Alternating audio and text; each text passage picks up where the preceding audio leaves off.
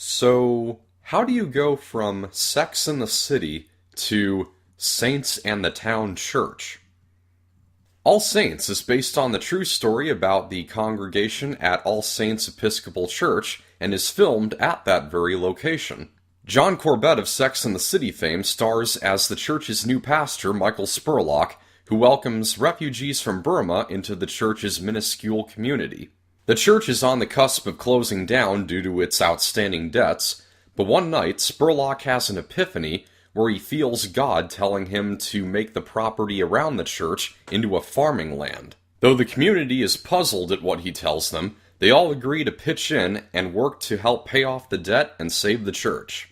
I didn't know about this movie until just a few days ago when I heard a radio ad for it on Seattle's Christian music station, so I went into it knowing next to nothing about it. All I knew is that it's from Sony's Christian film distributor, Affirm Films, which brought us the OK Heaven is for Real, as well as the abysmal War Room. This movie falls in the mid-range of the two, meaning it's pretty mediocre. The way I start with critiquing a film that is based on real life is by asking the question, is this a factual story that is worth telling on the big screen? I don't feel like All Saints meets that criterion.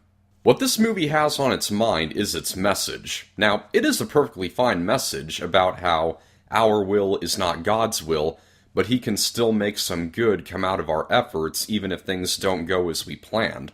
It will likely resonate with the film's Christian audience. In fact, I'd be lying if I said it didn't strike a chord or two with me. However, that message could be brought across to us through a simple article about what these people accomplished.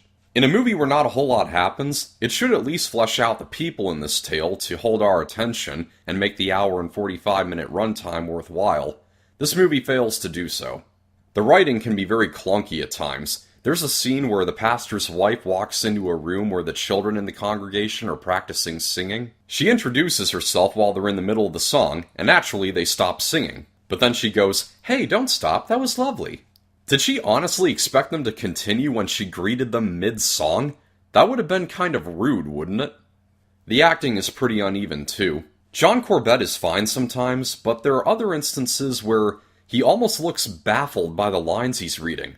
Most noticeably in the scene where the man tells his wife what he thinks God told him. There's another old guy, a grouchy Vietnam veteran, who's really overacted. Now he's using this tone and expression.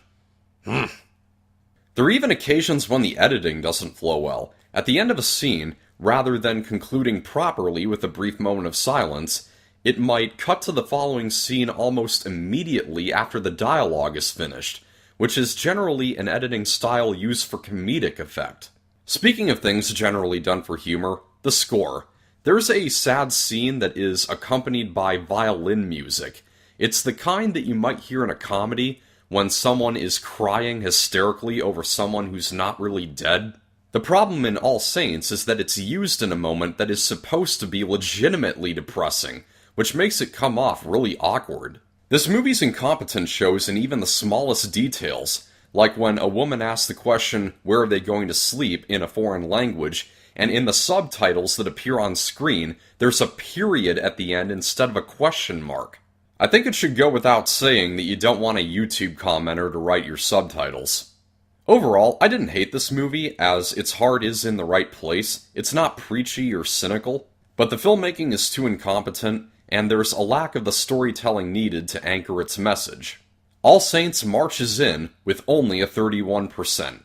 That's a wrap. Thank you for watching. I hope you found this review helpful. Like if you liked, subscribe for more. This is Pop Culture. I'm Alex Pop.